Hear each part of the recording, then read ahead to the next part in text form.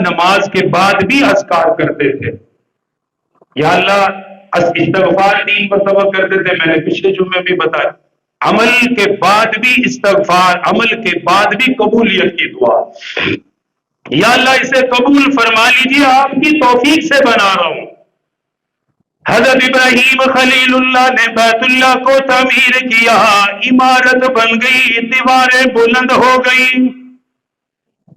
اگلا حکم ملا، میرے خلیل میرے گھر کا طواف کیجئے، میرے گھر کا چکر لگائیے.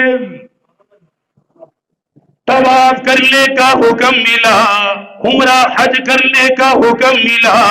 ساتھ ہی اگلا حکم یہ ملا، میرے خلیل اب لوگوں میں اعلان بھی فرمائیے، لوگوں کو متوجہ بھی کیجئے، اس گھر کی طرف آنے کی دعوت بھی دیجئے. لوگ حج کے لیے آئے، لوگ عمرہ کرنے کے لیے آئے، میرے گھر کی زیارت کے لیے آئے، یہاں نماز پڑھنے کے لیے آئے، یہاں مجھے مانگنے کے لیے آئے، یہاں عمرہ کرنے کے لیے آئے، یہاں حج کرنے کے لیے آئے. حضرت ابراہیم خلیل اللہ عرض کرنے لگے، پروردگار اعلان کرنے کے لیے تیار ہو، لیکن اعلان سننے والا تو میرا بیٹا ہے، اعلان سننے والی میری بیوی حضرت حاجرہ، ہم خاندان کے 3 افراد ہیں. پروردگار اعلان کن کے لیے کروں گا؟ شہر تو میلوں دور ہے، بستی تو میلوں دور ہے، میری آواز کیسے جائے گی؟ ان کو آپ کی گھر کی طرف کیسے بلاؤں گا؟ انہیں دعوت کیسے دوں گا؟ پروردگار نے فرمایا میرے خلیل، جس پتھر پہ کھڑے ہو کر آپ نے میرے گھر کو تعمیر کیا، بیت اللہ کو تعمیر کیا، اسی پتھر پہ کھڑے ہو جائیے. میں پتھر کو بلند کرتا جاؤں گا، پہاڑوں سے زیادہ بلند کر دوں گا، پہاڑوں سے اوپر چلا جائے گا. فرمایا میرے خلیل، آواز لگانا آپ کا کام ہے، آپ کی آواز صرف دنیا والوں کو سنائی نہیں دے گی، ایک شہر والوں کو نہیں سنے گا، ایک ملک والوں کو آپ کی آواز نہیں جائے گی، صرف مشرق والوں کو نہیں سنے گا. آپ کا اعلان صرف مغرب میں نہیں جائے گا، شمال میں صرف نہیں جائے گا، جنوب میں نہیں جائے گا. آپ کا اعلان صرف زمین پہ نہیں رہے گا.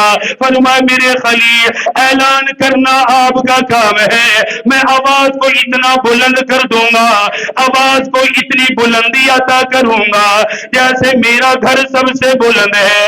اس کے لیے جو آواز لگے گی وہ آواز بھی سب سے بلند ہوگی. مشرق والوں کو بھی سنواؤں گا، مغرب والوں کو بھی سنواؤں گا. فرمایا میرے خلیل، دنیا والے بھی سنیں گی، عالم ارواح کے اندر جو روح قیامت تک آنے والی ہے، ابھی ماں کے رحم کے اندر نہیں آئی، باپ کی پیٹھ کے اندر نہیں آئی، ابھی دنیا میں آنے کا وقت نہیں آیا. میرے خلیل اعلان کرنا آپ کا کام ہے، آواز تو میں عالم ارواح تک لے جاؤں گا، عالم ارواح میں بھی سنائی جائے گی. حضرت ابراہیم خلیل اللہ کھڑے ہو گئے، حکم یہ ملا، وَأَذِّنْ فِي النَّاسِ بِالْحَجِّ يَأْتُوكَ رِجَالًا وَعَلَىٰ كُلِّ ضَامِرٍ يَأْتِينَ مِنْ كُلِّ فَجٍّ عَمِيقٍ. اللہ نے اعلان کرنے کا طریقہ بھی بتایا، آپ نے اعلان کس طرح کرنا ہے، اعلان کے اندر الفاظ کیا بولنے ہیں، وہ بھی اللہ نے سورۃ الحج کے اندر ذکر کیا.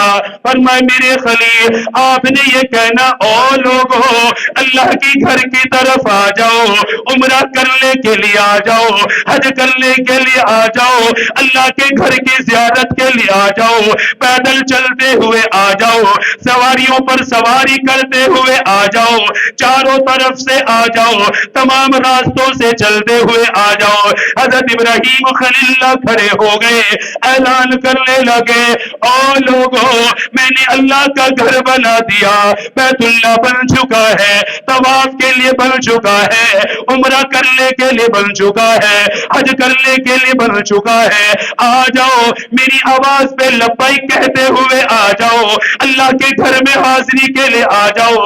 میرے حبیب نے فرمایا اللہ پاک نے ان کی آواز کو سارے عالم میں پھیلا دیا, ہر انسان کے کانوں میں پھیلایا, یہاں تک کہ عالم ارواح سے بھی آوازیں آنے لگی, لبیک اللہم لبیک, مشرق سے بھی آواز آنے لگی, لبیک اللہم لبیک, مغرب سے بھی آواز آنے لگی, لبیک اللہم لبیک. میرے حبیب نے فرمایا جس نے بھی ابراہیم خلیل اللہ کی آواز پہ لبیک کہا, موت سے پہلے حج کرنے کا موقع ملے گا, عمرہ کرنے کا موقع ملے گا.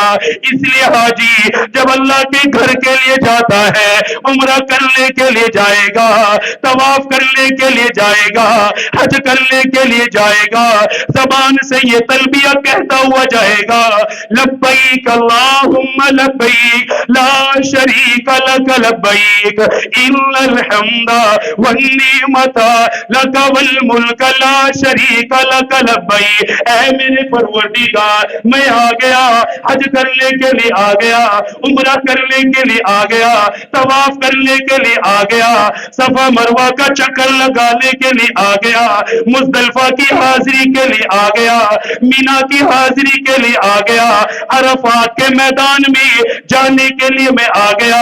اس لیے حاجی اپنی زبان سے یہ کہتا ہوا دو کپڑے اپنے جسم پہ لپیٹے گا, ایک تہمت باندھ لیا, ایک اوپر کپڑا لپیٹ لیا, زبان سے کہتا ہوا جا رہا ہے میرے پروردگار میں حاضری کے لیے آ چکا ہوں, ملاقات کے لیے آ چکا ہوں, آپ کے گھر کے لیے آ چکا ہوں. ابراہیم خلیل اللہ نے مقام ابراہیم پہ کھڑے ہو کے اعلان کیا, اللہ نے پورے عالم میں آواز کو پھیلایا. آج اسی آواز کا اثر ہے, مغرب سے بھی لوگ طواف کرنے کے لیے آئیں گے.